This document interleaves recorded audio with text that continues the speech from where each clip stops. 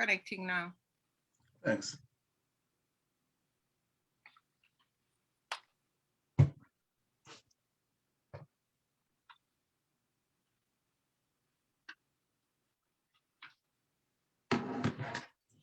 Hey guys, hey, good afternoon, good afternoon. My name is Evadne, and I'm very happy to be coming to you with another edition of I'm joining you from New York City, where it is a little bit overcast at the moment, but still a pretty good day, pretty warm. I just came from outside and it was good out there. How is it going in your neck of the woods? Please go ahead in the chat. Tell us where you are joining us from and what is it like where you are. I hope you had your rice and peas and all of that good stuff already and you're ready to, throw back with your carrot juice or your soursop juice and enjoy this lively conversation that we're about to have with my special guest who has been evaded me for a long time, Mr. Anthony Atkinson. Now, most of you know Anthony from Beersheba School. Back in the days, Anthony was one of the bright stars of Beersheba, one of Miss Lou's pet, we used to say. And all of us as a community respect this gentleman, and we're very proud of him. Anthony, welcome to Impact. Thanks for having me. It's quite a privilege to be talking to my own people. Anthony, I don't know if you're muted. Let me see what's going on over here. Anthony, I'm not hearing you. Hold on. I think okay, you should no, I'm hearing you. You heard me. All right. Yeah. Yes, Welcome. well, thank you. Mine's a pleasure. I've always wanted the opportunity to sort of talk to my own people. I miss them. I love my people in Newmarket. That's my roots. So I enjoy this opportunity to speak with you. Okay. I'm labeling you as Miss Lou's pet. I'm not sure. At least that's what we thought. I see. That's good to know. One of Miss Lou's shining star. But seriously, I'm so happy you finally made it onto this program. And because a lot of people are probably curious, about what happened to you after you left Beersheba and moved on. I see you have a very long list of things here. I'm going to read it to the audience. You have a bachelor's degree with honors, DPA with honors, notary, regional director for insurance companies, 2 of them, former public sector manager in Jamaica and South Carolina. So that's quite a mouthful, Anthony, and that's what I said to you when you sent it to me. Congratulations, and Thanks. I tell you that you did very well, and we're very proud of you and your accomplishments. Let that sink in. We are all very impressed and proud of you. Thank you. I was happy for the opportunity to have represented Newmarket. Many shining stars before me. I stood on the shoulders of giants that I recognize, so I'm proud to have done you guys proud. Yes, thank you.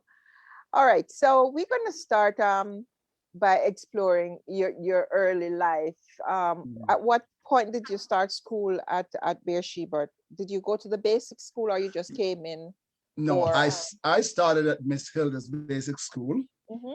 In fact, I recall quite fondly the day Miss Holmes, the school with the big tank. That's where I started, Miss Hilda. Harden, that was her name. So I started there. I started from age 2.5. I was young. My cousin Don, I followed him to school. So I started quite early with the pack. Okay. And at what age did you go over to Beersheba? Do you remember? Or what class? I went to Miss Cahoon's class. Oh. That was in grade 1. Terrible. Yes, I remember. Yes, Miss Cahoon. Yeah, we had a name for her. Ooh. Yes, so Miss Cahoon. Yes. Renter, right? Yes, that's right. That's I recall. Yes. You never used to get hit by Miss Cahoon, did you? I am not sure if I escaped in that I was smart, but I was also a rubber rouser, as you might recall. Oh, I used to get a lot of A this. lot of trouble. So I I know didn't that I would get have escaped her receive it. It wasn't because of trouble. I wasn't reading in grade one, that.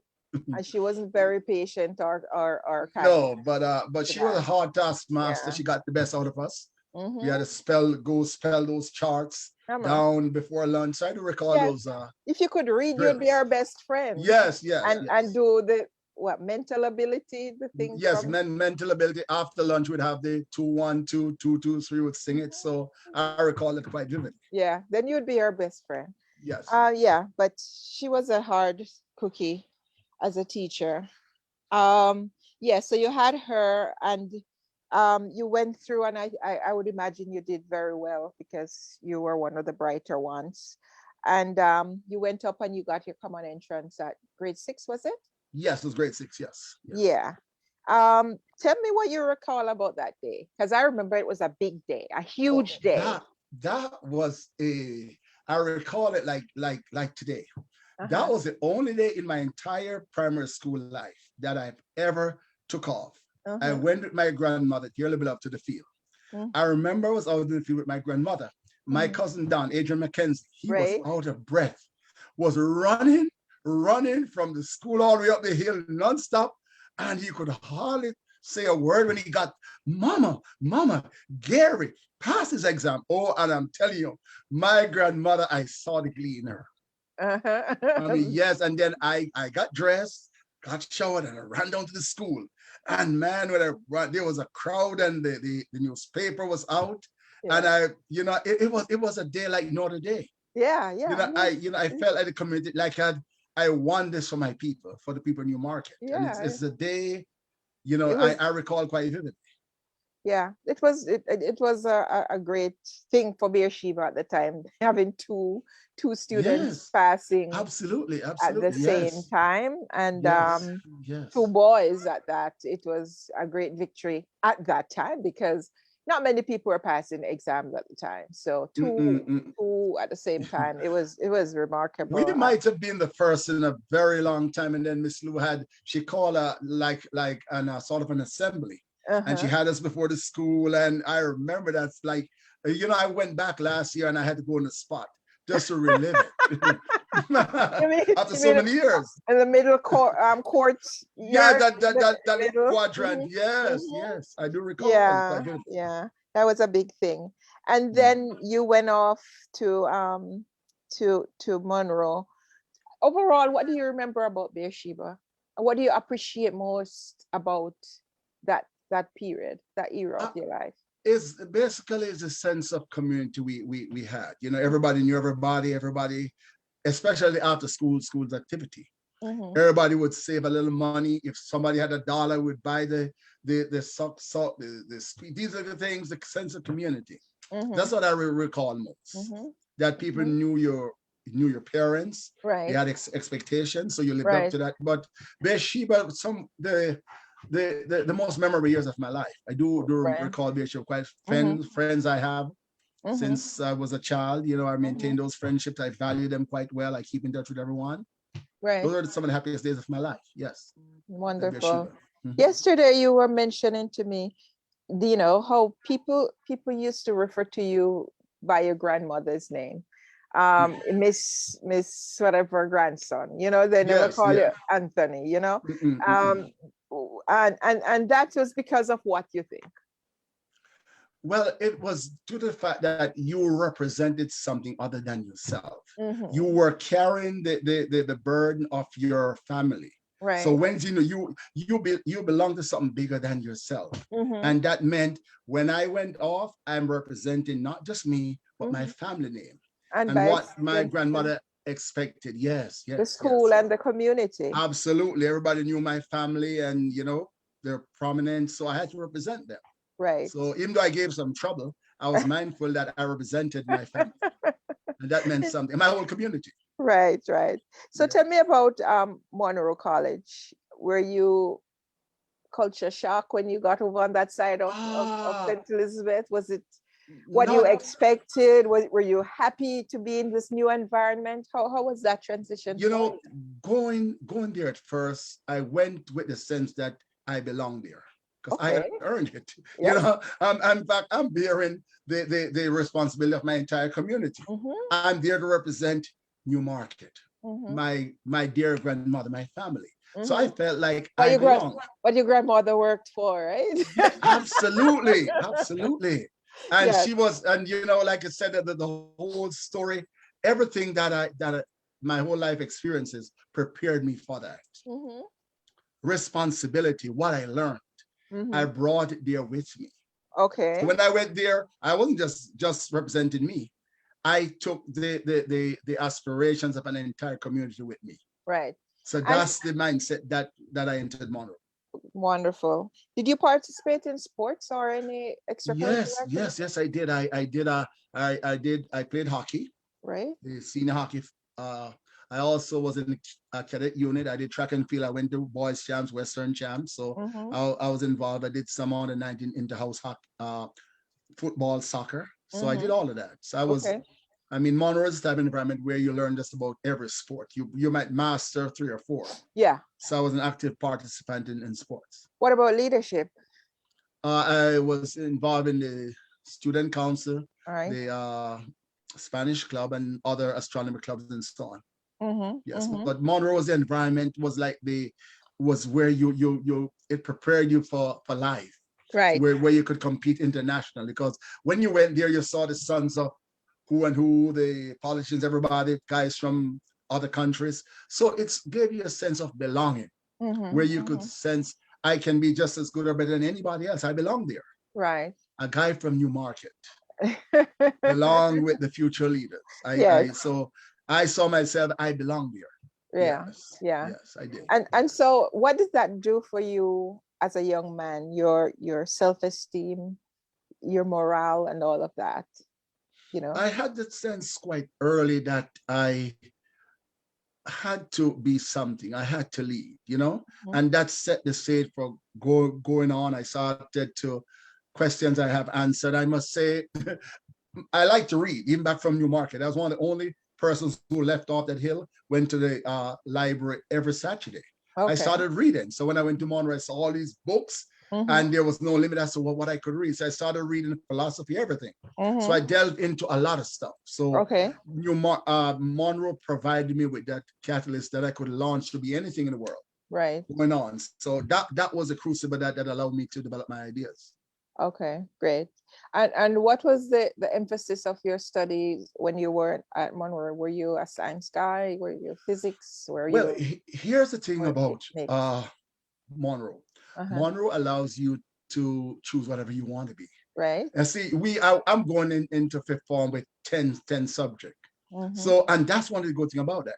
You can master. I did sciences, I did the chemistry, bio, agriculture science, I did the history, the geography, the English, Spanish, and some other stuff. So Mm-hmm. you don't have to generalize to you don't have to specialize too soon. Mm-hmm. Mm-hmm. So that helped you further on in life. Right. Because later on I realized that was the best thing, Yes. because you can be whatever you want. You could get Mm-hmm. anywhere away from here. So I wasn't, in fact, later when I wanted to do A levels, I wanted to do a mixture of arts and sciences because I was Okay. basically good at both. Yes, Okay. Okay. yes, Okay. yes, So you have here on your bio that you passed 9 subjects at that yes, time. yes.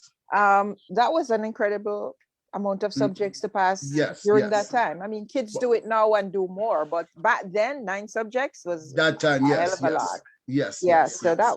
that congrats. You did very, very Thanks. well. That Mhm. was really good. So and you went on to sixth form to the advanced study? Yes, I didn't do six songs at at Monroe. My Okay. my my my my my friends would tell you that I was the type of person who questioned everything. Mm-hmm. So I question authority, I ask questions. So I did six songs at Monterey coming to college. I did A levels there, yes. How So was it that? was yeah, it was a great experience. I Okay. met some my lifelong friends. I was house president. I got involved in a lot of things there. but I did track and field there. I did a lot of debate, and then going back into the environment, moving from a single gender school to a co-ed institution, created a different set of things, Okay. where, as a young adolescent, you're exposed to a different gender arrangement. So it was sort of balancing. Okay. Okay. Yes, So it was sort of balancing. was it, well, you said gender, but apart from gender, was there quite a difference? Yes, that yes. and Monroe? Absolutely. You're in a sheltered, Monroe allows for a sheltered environment. We're on 157 acres up in the mountains, everything's taken care of. Your life is run by the bell. Now, for the first time, you have to take a bus or water classes. All the strictures, the regimentation are no longer there. Right. So whatever you might have learned from Monroe prior from your family, you have to take all this skill set. Right. To now manage yourself in a different environment. Yes. So all that help. A man. You mature. Yes, absolutely. Yes. Before we move off Monroe, or we did, but tell me something funny about Monroe that you remember about Monroe. I can't pass up that opportunity. Everybody who comes in here has a story about Monroe, so I'm pretty sure you have one of those stories. Did you ever get caught cooking? We get caught doing a lot of stuff, breaking bounds, being just a lot of you would be prankish. For example, one of the worst things that ever happened, we discovered, a very good friend of mine discovered that Monroe had a visitor's bathroom. So I told a story to the guys. So Monroe was very cold, like 15 degrees or even lower. So we found out that there was a visitor's bathroom. So we actually used a sneak in and get a hot shower. So one day we were running there in showers after game, and lo and behold, when we got out of the visitor's bathroom, the chemistry teacher was right in the chem lab preparing samples and observing us coming out. So he asked the lab tech to come and get us, all wet. And yes, that's one of the funniest, and it was a threatening experience. But we didn't do anything to us because we played on the hockey team and he was a coach. So we got off quite lightly. But a lot of pranks, breaking bounds, cooking in the dorm, sneaking off. We did it all. Oh my God. Yes, but we did it all. Yes. You didn't get sent home for cooking. You know what? I got a lot of cane in Monroe. Had what you call excess detention, half an hour for each offense. You had to line up the beds in the mornings. It taught you discipline. You know how to manage your affairs, get out on time. So it taught you timeliness. Okay. But for simple infringement, you get detention. If you got 1 hour and a half, that's a caning. Yes, that's a caning. Yes, but what happened? I would balance my caning because I was very good at Spanish, geography, history. I would always get merits. I was always, if nobody's got a Spanish merit, I get a Spanish. I knew Spanish very well. Okay. So that would balance. So when you're there excess detention plus getting a merit. A merit, if you got three sevens in one period, you get a merit. So I got a lot of merits. Okay. So that balanced my bad behavior. All right. My infringements, I should say. Sounds like it was pretty normal for a boy. Oh no, it wasn't.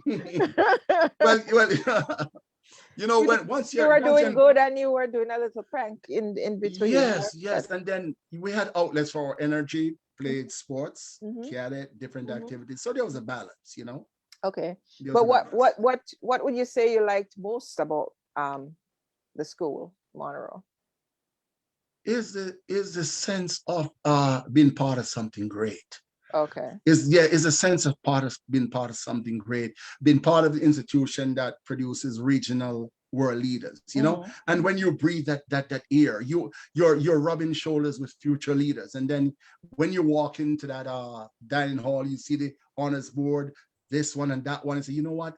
I am in the same environment where these accomplished men have walked and right. tried. So it gives you a sense of belonging, yes. Yeah. Like you breathe that rarefied air. You know that one day you can be as great as any of them. Absolutely. Yeah. And we were exposed to what we call teachers, masters from all over the world, people from New Zealand, Canada, Peace Corps workers. So we had a great interchange in that Monroe provided us for the concept of globalization before it came a catchword. Right. We're prepared as global citizens. Yes. Okay. Did you feel the same way about Montego Bay College? Well, Montego Bay College was a transition. I met friends for life. Some of them have gone on to national leadership. Some very, very good friends. And, we all went on campus together. We got in campuses, I won't jump that, but I felt the same way about Monroe and Beersheba. Trust me, my foundation.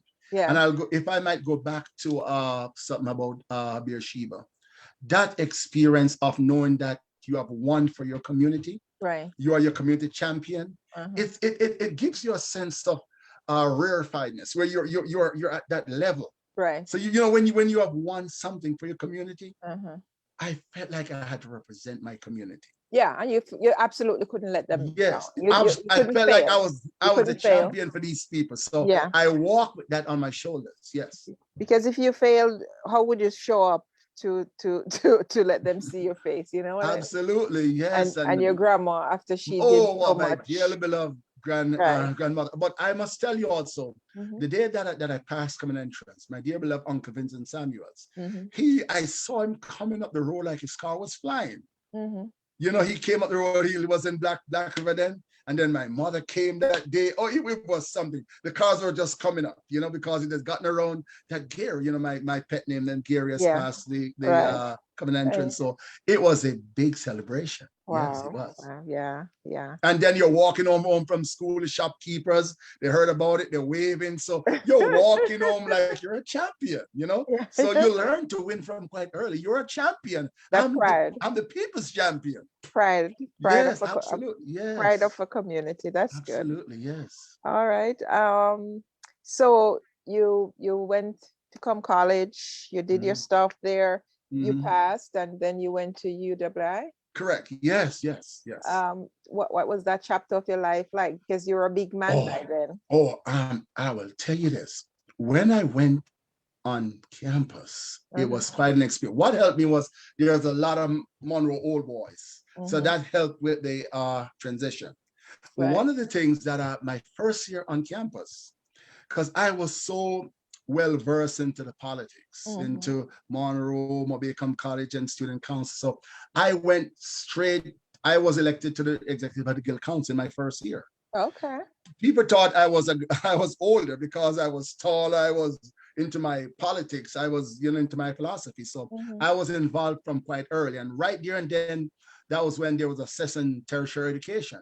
Okay. So I immediately got in the forefront in the leadership of those what we call struggles. So people thought I was older because I had arrived so like I was already mature, like a graduate student. Yeah. Yes. Having leading conversations and discussing topics. Correct. Yes, I was already there. Like it was tailor-made for me. I think a part of that is that you didn't act like you're a country boy, I take it. Yes.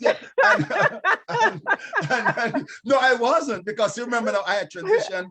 There's the Monroe, there was the Montego Bay. And plus in my reading, for example, at age 13 in second form, I already read Das Kapital, all the philosophies, Garvey. So I was versed into these things. So when I went on campus, they're not new to me. Right. Politics was not new to me. I lived it. So you could have discussion with the senior. Absolutely. Yes, good. And in fact, I was one of the few first year students who could disturb lecturers. Stone was what Carl Stone was one of my lecturers. I was the only person who ever challenged him in his lectures. And I earned his respect because I I'd read all his stuff, so I could question him. So right. So I had an advantage. Distinct advantage. Yeah. That's good. That's awesome. Yeah. And that's kind of something that you would want to encourage the young people who are watching. Yeah. That you should read, be knowledgeable, so you can have conversation with anybody. It doesn't matter if it's a professor or whoever. Government person, you can have a conversation with anyone when you are well read. And people growing up in Newmarket have an advantage that they're not even aware of. And I'll tell you what basically helped me, and I want to talk directly to the young people. One of the things that helped me, we raise goats. And animal husbandry, if it's in chicken, goats, rabbit, it teaches responsibility. Right. So when you have to get up in the morning, pick up the eggs, move the goats, go to the market, it teaches a level of responsibility that your peers might not have. Right. And if you do that, if you carry out those chores responsibly, it gets you ahead of the game. These are the skills that help me in life. And you're doing Talking to this people. before you go to school. Absolutely, yes. And I would get there on time. Right. Meaning Yes, you're up early. Yes, and going to shop I was my grandmother's, I was the guy who shopped. She trusted me with the money. And the skill that I learned to bargain, I learned it in those local markets. Mama would give me a little bit of money, and I'd come back with bags of stuff. She said, "Boy, how you got so much stuff?" I said, "Mama, I just asked the market woman to put a little extra. I could bargain." Right. These are the skills that form base of my success. So we have the thing, the tools. Right. I learned from these kids are the same things. Taking care of the animals, making sure that this is done. You learn tasks. Yeah. Like I even tell my children, you don't become an adult when you reach 18. You practice becoming an adult. Yeah. Your responsibility. Tasks. Absolutely. Absolutely. That's where it all came from, but I built on that.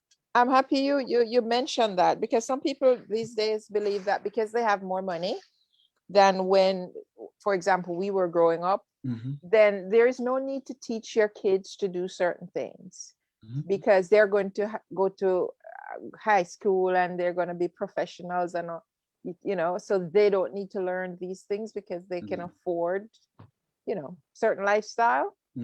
How important is that you teach both girls and boys the responsibility of doing chores from as soon as they can reach the sink to wash out their little glass or their plate? Absolutely. And this is why why a lot of well-to-do folks give their children pets. It's a reason for that. It teaches responsibility. And I'm responsible. You hold folks to task. You have to learn that. It's something that is not given to you. It's as simple as making your bed in the morning, getting the clothes off. And see, I did not grow up with a female cousin as such. My cousin Don Adrian we lived together. I had to learn to fold the clothes. I learned to cook. I learned everything. Right. Responsibility grows on you. That's what we must learn. And we're talking about values. The value system comes from what we are taught from quite early. Right. Yes, value system. So they don't come when you go off to university or higher. The value system, they're taught right in the house. So let me ask you this: for a farming community like Newmarket, how important is it that farming is taught at that same level too, to the kids to appreciate food, how it is grown? Yeah, that is. How important is that? Very important. See, we must understand what our parents do so we can, one, appreciate it. Yeah. We can appreciate their sacrifices. We have to use the resources that we have. We have land. Right. They must understand that we are a farming community. Our job is, how do we develop that? How do you acquire the skills that we can come back to our community to improve them? We have to work with what we have. Right. But we must understand and appreciate it. We are a farming community. Right. Everything starts with the land. Someone on this program earlier said, when I asked what perception did you have of who is a farmer, and she described the farmer as an old person, dirty clothes, going to the ground, probably can't read or read very little, just not progressive, How do you think we can change that mindset of the young people so that they can appreciate the soil and what comes from the soil, instead of throwing away everything we have to take in cheap imported stuff, to flood the country, and then we depend on everything from abroad and neglect the fact that we have good food that we can just grow with a little effort? Well, we have to build infrastructure from the ground up. It begins like, I appreciate the program that the women at Beersheba are doing now, where they're trying to feed the community, try to raise money for the their school kids. project.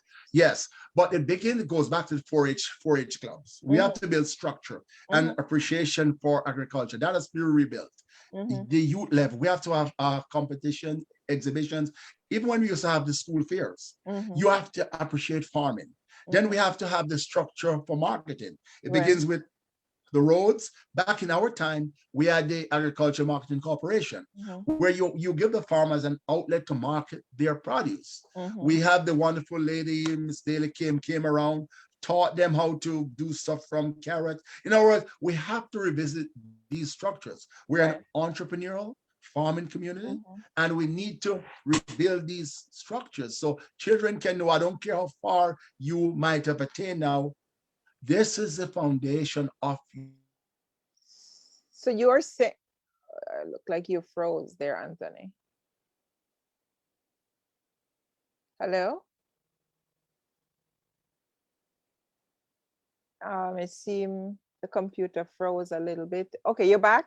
Yeah. Okay, so you're saying not only should they grow the produce or sell it, they should also find creative ways of using it to make other products so that they can market that to, like the jams and, you know, cakes and all of these things that you can use these. Correct.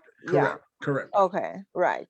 So we correct, but and part of this, we have to look at our RADA extension services, where we need input, technical input, right, from the expert. So we must have the extension officers. This part of the program. So you're going to build from basic infrastructure, have an appreciation of what we do, what we're about, make sure the water supply is there. We're going to supply seeds, we're going to do marketing, extension services. So it's a total structure that we need. We're a farming community. What crops grow best in these hilly areas? Right. You know, and make sure that these people have access to land. Very important. Right. What because can I heard in these young ladies, areas? the young ladies who come on here, some of them are saying they don't have land. You know, land is scarce for farming in the area. And, you know, more collaboration is needed because there are patches of land all over the place that are not being used. But then it takes some dialogue, it takes some leadership for people to go in and negotiate some kind of contract with these landowners to use the land on a temporary basis or lease it from them, you know, but there's a lot more that we can do in that area to make these lands available. Here's where we must look at it. We're naturally suited to pimento or allspice. We had coffee on our land. It's a mountainous area. Right. So in other words, everybody has a square inch of land. It's not only about flatland agriculture. Right. We can grow stuff on the mountains. Yeah. That's where we need the extension officer, non-traditional crops. Right. And I mean non-traditional. I mean other stuff where we must be part of the emerging ganja, cannabis farming. We're primed for that. Right. So we don't have to just about all families have land in the backwoods. Yeah. Pimento, traditional and non-traditional crops. So we ought to explore these areas. I totally agree and support the idea of, you know, a collective group of people coming together to get the license to do marijuana. And that's the day I'll move home.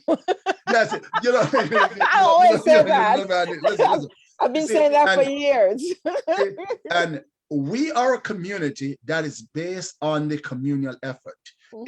It goes back to when people used to farm their land, and we actually had where people would come to work on your land. You'd get a day from them. That's so we in other words, that's how we dealt with the scarcity of labor. Right. Kind of that's how we round robbing kind of correct approach. Yeah. So and then we had where we marketed stuff together.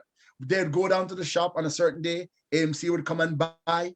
We're an entrepreneurial society. Right. We must build on that. Yeah. So yeah, there's a lot of dialogue that's needed, you know, and guidance and suggestions, discussions for sure about agriculture and how we develop ourselves more to suit the global shift. A lot of pivoting is going on now. Everybody's talking about pivoting. We have to learn to pivot even more so that we can keep, and I think this is presenting us with a great opportunity to export more. Absolutely. And so we have to find a way to make the small farmer know how to do this, how to use Amazon to send their stuff abroad, how to, you understand? They need a lot of how to. But there, at some point, we have to have a collective effort. In other words, it's the marketing. Sometimes, so we deal with the production side, but it's also the marketing. Yeah. So that's where we need the expertise. That's where we need the children to go off to school, study agricultural marketing, study how you get stuff on Amazon, how you get stuff to our folks in the diaspora. Yeah, in Canada and wherever. Absolutely. You know? So when they go back to school, we're from ownership society. Yeah. Farmers. Absolutely. So we must go to school and study agricultural science, agricultural marketing. Yeah. Extension services. Yeah. So we can serve our communities. Yeah. And also Louisville High, we're putting a lot of responsibility on their heads in terms of being the vanguard for this effort in agriculture, because they're a great high school that has stood the test of time in spite of, you know, and they're doing pretty well. And so we're expecting that we could see a lot more out of them in terms of leadership for agriculture in the area. Yes, and as we talk about, we would hope that they would have a home economics department. Yes, where they're looking at preserving stuff, experimentation with stuff, because that's what is coming here now, the bottling of stuff. So basically, I think we have past the time when we should have a processing plant in for the Northwest St. Elizabeth area. Right. We produce a lot of stuff. Stuff could be pickled and packaged. We want to be part of that process. Right. And be able to just stay where you are and sell your things. You don't have to sell it to somebody in Kingston or Montego Bay. Absolutely. For them to send it overseas. You can sell it from right where you are. Cassava can be grown in very hilly areas. A cassava plant, how do we get it there? So what we have to think outside the box, we have to invest, because part of this is rural development. Right. How do we get the young people to stay in your market? Build their houses. Yes. There must be something there for them. So part of that responsibility, Anthony, lies on shoulders of giants like you, who went to university, got an education, worked in several different fields. Yeah. And we need to come back to that conversation before we forget about completing what you have done. Absolutely. You've gone over there, done a lot of things. How do you contribute to the community now by using your expertise to help to propel the people who are back there? One of the first things that you have to do is to get the message across where people can believe in themselves. You have to sell, you have to have a message, and we have to get people to understand the message. So we have to get to the young people where they are now and say, listen, look around. You have the same opportunities that I had. Right. You have the same thing. This is how I used it. Yeah. This is how I would invite you to use what I use. Exactly. So the messaging is important. Yes. Before you can move anything. But you must have a message. A part of that, a big part of that is leadership. Yes, absolutely. We're lacking that. So yes, so and I'm talking about. We're looking to people like you for leadership. In other words. Yes, absolutely. You're not even going to shift out of this one. No, we are looking for people like you for leadership. Because I love my people dearly. Trust me. Whenever I go back, yes. But I want to have actionable love. It is my intention at any time. I know you love them, but I don't want you to be just going on vacation and enjoying the mountains and taking in the breeze and all that. I want them to know you on a basis of, I can call on Anthony to ask him, what do you think about this? How does that work? Because if we all leave and we learn and we did all these fancy things, but we never contribute to the growth of the ones that we leave behind, the community will continue to be in a decline. Right now, Absolutely. it's revamping, and Mhm. it will take the whole village to Mhm. turn things around to the level that we are aspiring to take it. It's going to take the entire village. You know, Yeah, go ahead. I learned something very important when I went to University of the West Indies, and I was involved in what we call the set struggle. We were marching down Hope Road. We locked the university down for 3 weeks. But I realized that we were seen as elite, quite divorced from the common experience. And that taught me a lot. I started as a program then where we could go back, you with students speak and talk to folks in the local community. Because of course I read a Chinese history, Chinese evolution, how these students went back from university and helped the people in their community. Yeah. So it's part of re-education effort. So I that's what I conceptualize, going back to our people, right where they are, so they can learn to listen. This is your situation. You must understand it. This is how we can transform it. So not to impose anything, but to identify what they already have. Right. What we can work with. Yes. Yes, to enhance. Absolutely. Enhance and educate. All right. So some of those expertise that I mentioned just now, they include you going off into working for the government first of all out of university. Can you quickly tell me what were those government agencies and positions that you had? My first assignment that I was tasked, I was chosen to be the assistant to the permanent secretary in the Ministry of Housing. Okay. So basically, I'm been plugged straight to put right at the top. Executive management, dealing with cabinet submission, budgeting. So I was actually at the top of me about 22, 23. And I'm placed in the permanent secretary's office, dealing with everything. There was a minister of state, the permanent secretary, and myself on one floor. Everything that the permanent secretary touch, I touch. Wow. I mean, a multi-million-dollar budget, dealing with the 10,000 houses in Portmore, all that came on my desk. Anything that had to go to cabinet, everything that came to the ministry had to come on my desk first.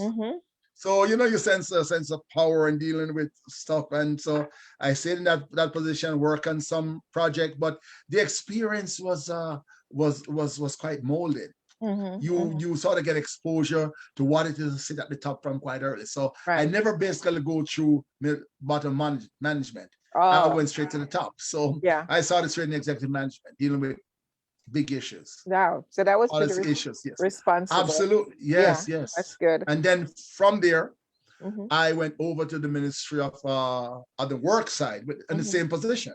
I was like that troubleshooter. Okay. So I dealt with, and in fact, I remember when they did not have chief planning engineer, I was the chief planning engineer. Dealing with money for all the roads and work, $800 million budget. I handled all of that. Okay. So it was quite an experience that young, being entrusted with cabinet submission, dealing with the laws and dealing with different issues. It was quite a training. Okay, wonderful. Congrats. Yes.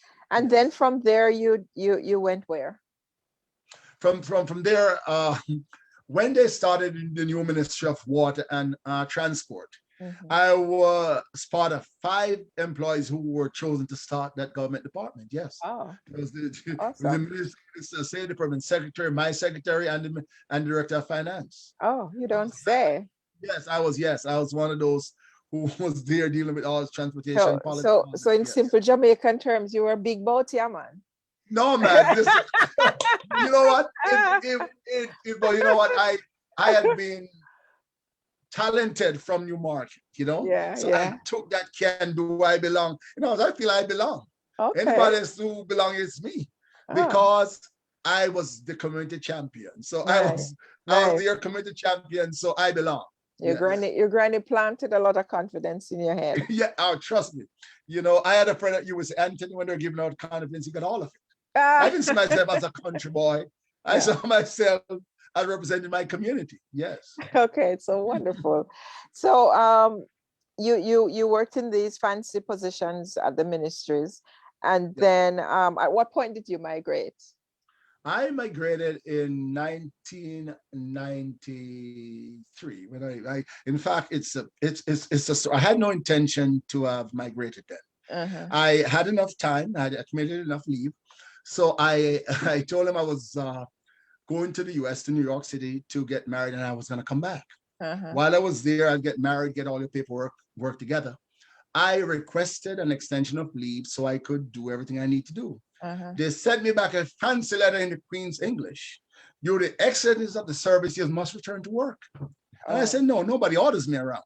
Mm-hmm. Here's my resignation. Okay. I'll come back when I come back. So I resigned. Okay. Yes, I had all What? intentions, great future, whatever, but I just resigned because you don't push me around. Oh, not when you're Nobody orders me. married. Not when you're married and about to get your green No, card. and plus, listen, this your new market guy. Nobody pushes. I'm the community champion. Who dare push me around? You know. Yes, but I was that tough talking guy. Oh, dear, you're ordering me back to work? No, you keep your job. I'm fine. You would have left anyway because you just got married. I am not too sure that I would have left, but I had great prospects. Getting into. I dreamt of getting representational politics at one point. I had ambitions of going here and there. So But I don't know. you could still do it, Anthony. You think so? Yeah, go down to Newmarket and start working the community. Oh, perhaps. Yeah. Anyhow, so you got married, you resigned under those circumstances and you Yes. started living here. Yes. What did you start doing here when you just got here for job? Well, I started working with Crown's Book, Maryland, in their accounting department. Yes, I Okay. started working with Crown Books, and also I got involved in doing tax preparation. I basically started. I also run a tax preparation business. Mm-hmm. I came here, learned the tax system. I lived in Fort Washington, Maryland, Mm-hmm. before I actually moved to South Carolina back in Mm-hmm. 1995. Of course, our first daughter was born, Mm-hmm. Antoinette. So Mm-hmm. at our first child, your kids started coming, and then we moved to South Carolina. Adjusted, had my first job with the state Department of Public Safety, and I just started doing information technology support, and that is all about when you have that broad general background, you're able to do anything. Uh-huh. Yes, you're able to adjust. Yes, anything. That's true. That's true. Yes, it's very, very important. Yes. That's wonderful. And so you mentioned the children started coming. Yes. Can you tell you got married and Yes. you got to work and you were very busy. Can you tell how many kids you have, Anthony? Well, let's start this way. I am the only child that my mother, Gloria Muir, has. So I had to make up. See, I couldn't leave her destitute. So we end up having 5 girls and 3 boys, and I was glad to be able to pass on what I'd learned to them. And I think we have done a wonderful job in transmitting certain values, and they have done remarkably well. Yes. You have raised a bunch of wonderful kids, very productive, and I'm pretty sure you are proud of them.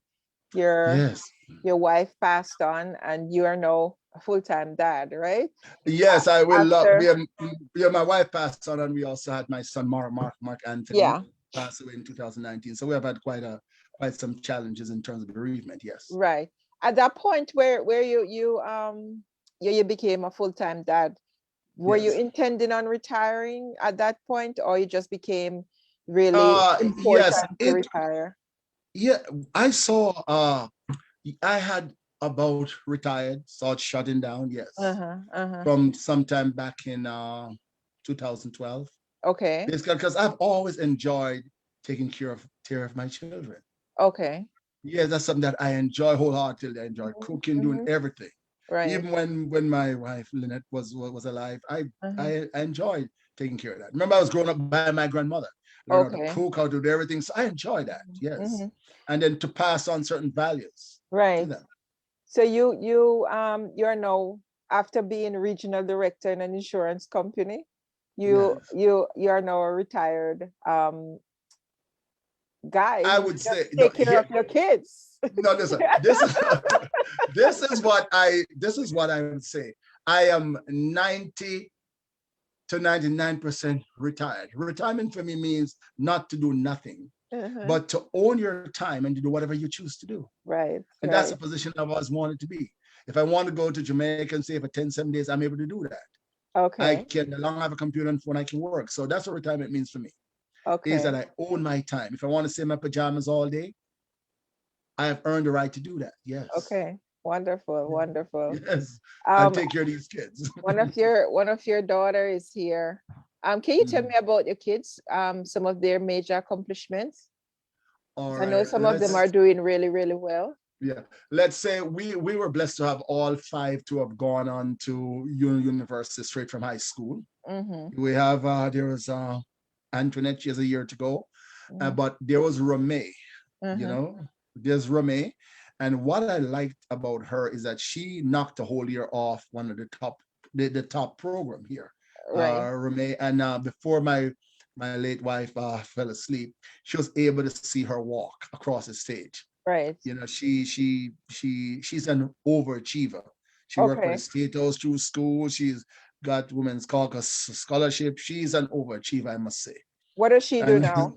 she works for EY, Ernst and Young, as a financial consultant. Okay, So wonderful. she became a partner within 2 years. So she's Oh, done nice. well. And then there's Jude who was studying marketing and finance. Uh-huh. So yes, he's gonna continue his career in the Air Force. Joseph was studying uh, engineering at USC, and Leah is becoming she'll be a senior soon in 2 weeks doing Uh-huh. computer engineering and business. So, Wow. and then I have the youngest one, Gloria. Mm-hmm. Erica wants to be a nurse, of Right. course, and Gloria now, she thinks she's the smartest of all her siblings. She's only 15. Ah, And she said, Daddy, I'm going to be the attorney. I'm going to Harvard Law School. She's only oh, 15. wonderful, So wonderful. I do enjoy them. They're my joy. We're able to pass Right. on the values that we learned Right. back in Newmarket. Nice, nice, The values, the nice. values that I pass on to them, I Yeah. learned it right there in Newmarket. Yeah, I really My hope they grandmother. I really hope they understand that they're also a part of the New Market community, Absolutely, and yes, they are. they're Yeah, all welcome to interview on this program so we can get to know them and they become a part of the network. We have a lot of thanks. other professional people who are young professionals who are in the network, and nothing would give me greater joy than to see this big network of these young people doing stuff together, helping out in the community where they can, or, just helping each other here in the diaspora, Yes, because there is a lot that we can gain by them teaming up together, absolutely, you know, absolutely, absolutely. as kids from people who lived in Newmarket or from Newmarket, but they are certainly a part of us, and we do long to have them home to, Yes, to in fact, enjoy, yeah, yes, enjoy what you I've enjoy. invited them, yes, to Yes. participate, to see that. In fact, we were there in three of my children were there in March to Uh-huh. see the hillside, went up to Rock Hall and see my late grandmother's the graveyard and so on, met with my Uh-huh. uncle Ben and a couple of the cousins and so on. So they enjoyed it. So Uh-huh. they're looking forward. In fact, it seems as if they have embraced their Jamaicanness more than I have. They Well, listen to the yeah, music, the food, and they enjoy Jamaican food. So I think it's a great prospect as to what could transpire. that's wonderful. Erica, do you want to start? Do you want to talk? She's Erica is there. on. She's on. Is Erica Erica? or Leia? Erica is on there. Is Ramey on? Um, no. Leia? I, Uh, I, I no. think there must, yes. Erica is here. Erica, I Erica? think she's hearing. Or Leia. I think they're trying to conserve the internet. So I think they're working from one computer here or two or one Oh, in oh, Virginia. oh. So they Oh, might okay. be on her computer. Yes. So I Okay. think Yes. Some Okay. are in Virginia. Yes. Well, we will meet them another time, but Absolutely. Look forward. Yes. Yes. It's it been a is pleasure. certainly a nice story of Mhm. hearing your passion and your journey through life to this point. And again, we have to say congratulations. We're very proud of you. The faith and trust that we put on you as a young Mhm. man who did well at school and left the community. You have not betrayed that. You went on to Thank you. do remarkably well, and we want to see you back in the Well, listen, community, I um, I doing your really have part. never left. My Uh, my neighbor's string is buried is an old mango tree right by the old tank. My neighbor's there. I love the people. I have my cousins there. yeah. Beyond my cousins, my uncle is still involved. So it is my sincere intention to one day come back to possibly give voice to our people. They need us to Well, have a representation on an organization. Yes. you can do it from where you are. Look where I'm in New York and I'm still able Yes. to make a significant contribution. So you can start thinking about how you're going to do that. You don't have to Absolutely. move back home to do that. That I You, see. you know But of the initiative that we are undertaking to build a sports complex, a state-of-the-art sports complex out there at Newmarket. What do you think about that? And is that a project that you think you can align yourself with? yes, because I recall quite well when the old community center was built in 1970s. We used Mm-hmm, to have games, sports, dance, cricket matches. mm-hmm. And I do recall that was a sort of a meeting center for the community. Yeah. So I think whatever land we can get from what has not been squatted on or built Mm-hmm, on, I mm-hmm. think we should have something there because every community needs a focal point. It Right. needs that where people can meet and talk and they would have these things, these events on Fridays, home Mm-hmm, economic class, how to mm-hmm, bake. mm-hmm. The kids can learn skills. Yeah. It's part of rural development. And then So people when don't have to go to when Montego or Black River. Yes. right when holiday comes around, that's where they keep in the dance, Yes, absolutely. and so Absolutely. on. Yeah. Yes. So we want Yes. to So we bring back that, and we want mhm, to make it better. We're talking about the gym. We're talking about mhm, hard court mhm, and mhm. other stuff like that, and to make it just overall better.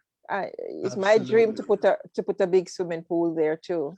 I think Well, well, I think I'm gonna well, have to fight. I think I'm gonna have to fight to get that one. So, but well, you not you have to complete with the perennial flooding. You see, we have ponds. nobody's swimming pond anymore. We have to upgrade to a swimming We pool. have to upgrade. Yes, Yes, right, absolutely. But I and need then an Olympic sized pool over there to train people to swim. Yeah. yes, So, but seriously, we're trying to bring, more industries back into the area. Already some people have started to go back and start businesses. mhm, And there are many more to come. So, mhm. I'd really love to see you being more involved in that initiative. I Oh, would love to be, but I'm such a hands-on guy, touch mhm. feeler, touch the people. I want to touch. I want to be there. I'm that type of guy. I want. Then go, Anthony, go. You're Yes, I retired. want.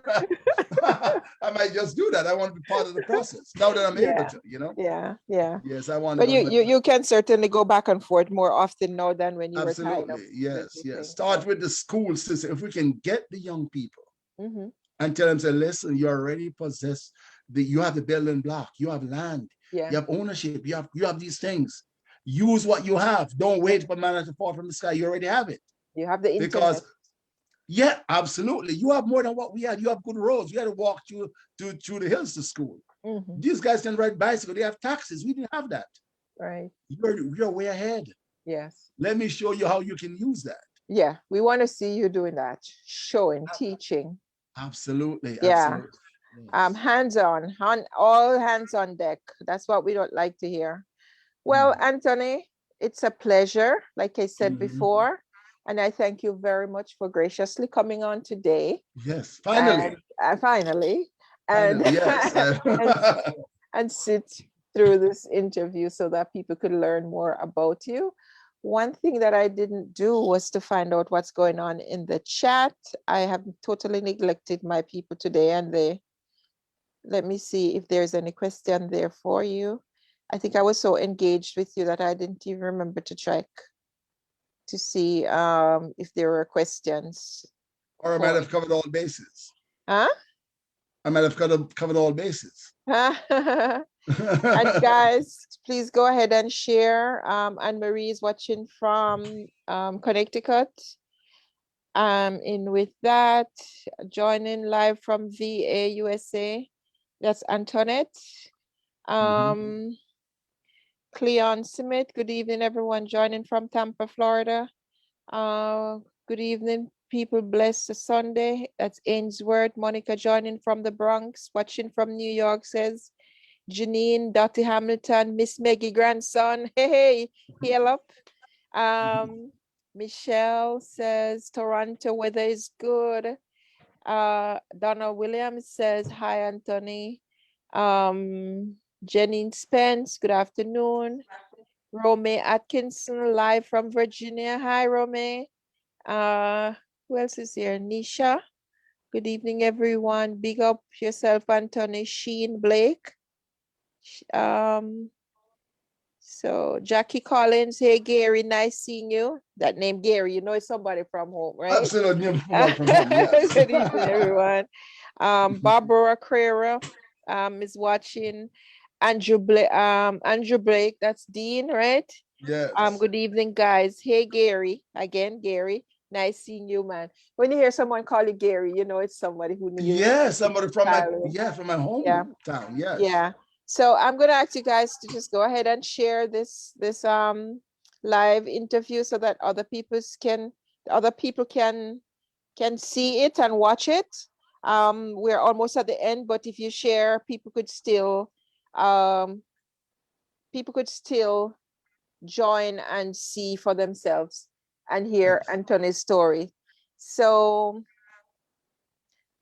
I'm gonna share myself. So yeah, Anthony, such a pleasure. I'm Indeed, so proud of you, the man you have become, the father you have become, you know. Great job. Thanks, wonderful father. And it's all started with the sense of values that I learned from growing up. Yeah. My uncles becoming involved in the community. My mother made a sacrifice. The people in the community, cousin Cherry at her shop. Everybody was part of my process. You know, right. Like I belong to the community. I was so impressed with you the other day when you were up here in New York, and remember that it's your daughter's birthday, and you drop everything and went back to make sure you got there before midnight, before her birthday ended, and you absolutely. That's such an amazing thing to have done for her. I'm sure these girls are really, really appreciating you and would be strong women for having a great father. Anthony, can you tell me what's the importance of father in the lives of kids? Because that's something that's kind of missing so much these days. I know we're almost done, but speak to these young men who just are not tuned in to being a father. The father figure is that sense of authority, protector, provider in your life. You have to appreciate that before you appreciate anything. It brings stability. That is what everything is built around. What is provided for you, what is protected. The father figure is central, even if the person is not your biological father. For example, I had my uncles there. I learned what it is to be a man. Right. I know, for example, to take care of a family. I know it's the way they took care of my grandmother and us. My uncle, all my uncles played a wonderful part, right? You must have that. Male and female, you must have structure. That structure, yes, there's my grandmother was a matriarch, but my grandfather laid a foundation. Right. He acquired land, he had property. Then my uncles came and built on it. And Right. later on, my father played this role, right? But you must have that structure.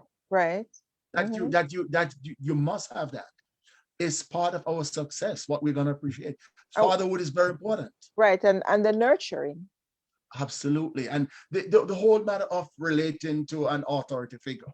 Right. It is right. once we That's learn that and you learn to negotiate that, then you can go on to that's how you start breaking the glass ceiling for women. Right. You have to first appreciate the authority structure and you can relate to that so you can have successful relationship yourself. It's very important.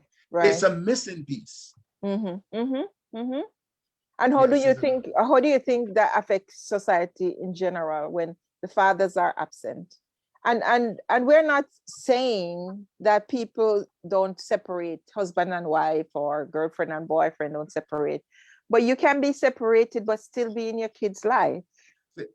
Fatherhood represents leadership. So in the absence of leadership, there is no direction. That's why the kids are wanting. You have to have respect for authority. There's a structure in life. We must have that. Do you then I should just ask your opinion. Why do you think we have so many incidents of abuse of women these days and murdering of women? This is a big concern now in the society of Jamaica. What do you think is fueling this anger, this no passion for women in that sense, no respect, no just no feeling anymore? Like they should protect the woman. What do you think contributes to this? Here's where society starts to break down. We have to have a sense of value. See, we are waiting for values to be taught at the macro level. Values must be instilled at the basic level, right? So it goes back to the structure in the house to the decisions that are made. It actually starts there. For example, I look at this concept I call patterning. I don't care what somebody is taught in school, you're going to pattern what you see in the house. Right. You have to have positive influences. A boy must have a man to pattern. Right. A woman must have a woman to pattern. Right. We're not going to have one without the other. So stick a pin there. During those years that you were with your grandma, yes, who were you patterning? Oh, that's something. See, I must say how I gained study habits. My uncle Winston, who went on to get his PhD as a research scientist. My uncle Vin, big in Vincent Samuels, big in Jalgo. He was our patriarch. My uncle Melvin Winston in police force. We had that structure. Right. And then my father, Cecil Atkins, all of that was part of my structure. Those were your role models. Absolutely. Nobody smoked. Nobody drank. No, but is the structure of your, like you said, the people in the community. In other words, the extended family. So it doesn't necessarily have to be your biological right. Could be your uncles or your correct, your uncle, but you must have that male figure, just like we have village mothers. Or your cousins. Absolutely. Yeah. There are folks who we must look up to for authority. Right. It doesn't necessarily mean the biological link, but there must be somebody there. Yeah, and they treat you as lacking. And they, most importantly, they treat you as a son. And you respect them. Yeah, they will correct you. They will sit you down. They will ask you about what's going on in your life, and they'll give you guidance. And then that's one of the things about New Market. If I was doing something wrong, they would go home and tell my mother, Miss Maggie, your grandson is doing this. So I knew whosoever I passed on the road, I was doing some picking mail plums or whatever. If they go home and they told my grandmother, they had all authority to say, listen, your grandmother wouldn't be proud. Right. Because they were part of my community. That's what is lacking now. That's lacking. So all of this escalating to this. Yes, disregard and yes, because it is gonna get worse if we don't realize we have to build community structures. Because guess what? We have to be responsible for something. So all these values and stuff, if it's not happening at the basic level, you have to know that you belong to something. Like for example, when I leave, I'm not just representing me. I'm responsible for the community. So community responsibility. Right. Very important. You're not gonna misbehave because you are responsible not only for yourself. Right.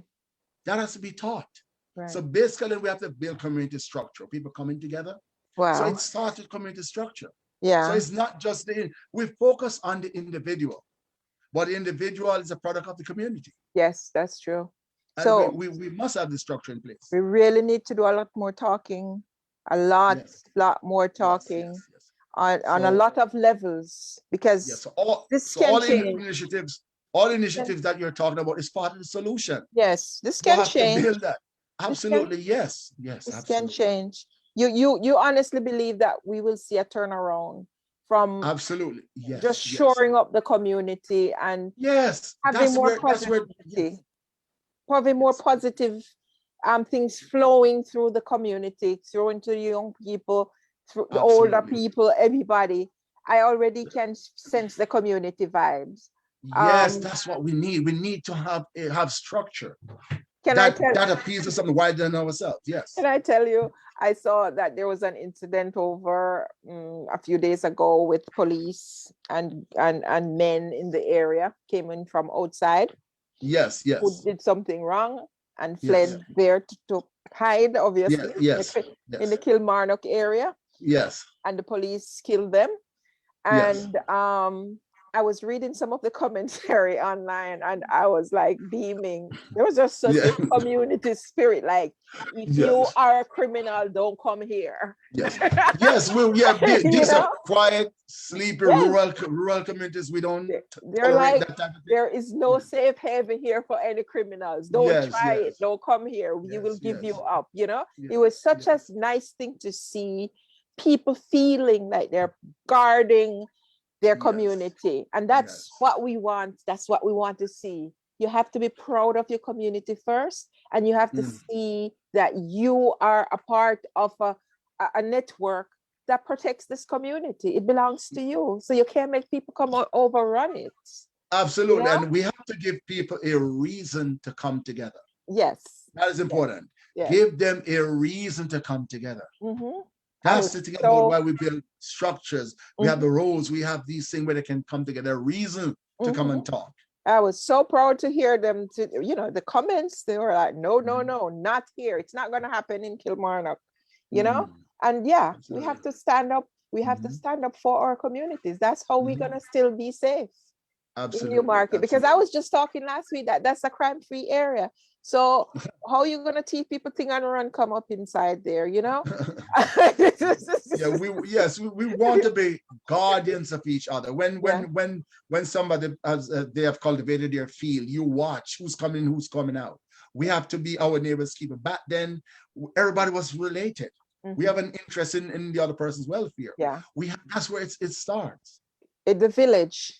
I'm so happy to see the sense of the village returning. And if we keep asking, if we keep pressing, if we keep looking, searching, digging for this, it will happen. It will come back. First, a place to meet, a reason for meeting.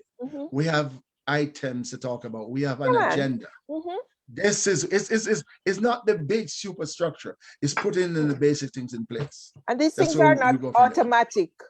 You have to build it. You have to build what you want. We have to build what we build capacity. Yes, you have to be deliberate. Anyhow, Anthony, I could stay here and chat with you all night. You need to come on when we are doing Thursday night debating about panel discussion about different topics. So let me run and let you go and to take care. And thank you, Erica, for joining, although you didn't get a chance to talk. Hopefully we'll bring on some of you girls next month when it's not just male. This month is just males that we were focusing on. And I have one more probably two more interviews to close this out, because Thursday coming, we're having our all-day youth summit. It's the Impact Leadership Impact Youth Leadership Summit. It's going to run from 9 a.m. Jamaica time until 5 p.m. Jamaica time. We're having a lot of good speakers coming on to speak, and I hope the community is ready for what we're about to bring on. You know, performers and speeches from people literally from different countries and some local. It's going to be great. And I'll see you guys later. And you're doing a wonderful job. Thank you. Thank you, Anthony. Thank you. Yes, My team. Yes. I stand on the shoulder of my team. Absolutely. You're doing a wonderful job. I have an awesome team. And I pledge my support to your initiative. I am open to receive it. Waiting. Thanks. And before I sign off, guys, something happened last night. A young lady who is associated with Newmarket, Dimples. If you all remember Dimples, from Car, her granddaughter was killed in an accident in Kingston last night. There was a very nasty accident in Kingston where 2 teenagers died among 4 people, and 2 were teenagers. I hope I'm reporting it correctly. And one of the teenager is her grandchild. I'm very saddened by this. You know, I spoke to her this morning. She was crying, but I was happy, you know, I was able to speak to her and she could cry and until she feel a little bit better. And, you know, that's what the community is for, that we can share our grief with each other as well as our success. And, you know, posting it online so that everybody else can come in and say, hey, you know, we are with you. We're sorry about what happened. So continue to pour your love out to her. If you can reach out to her, just reach out and speak to her, because she is not in a good place right now, because she's really, really hurting because of her her granddaughter's sudden passing, sudden and tragic. Anyhow, this is all for me. Anthony, take good care. See you guys later at 9 p.m. at 8 p.m. Jamaica time, when I'll be back here with a young pastor who is from the Newmarket area. So take care. Have a blessed evening. Don't drink too much carrot juice now. Talk to you guys later. Bye-bye. Bye-bye.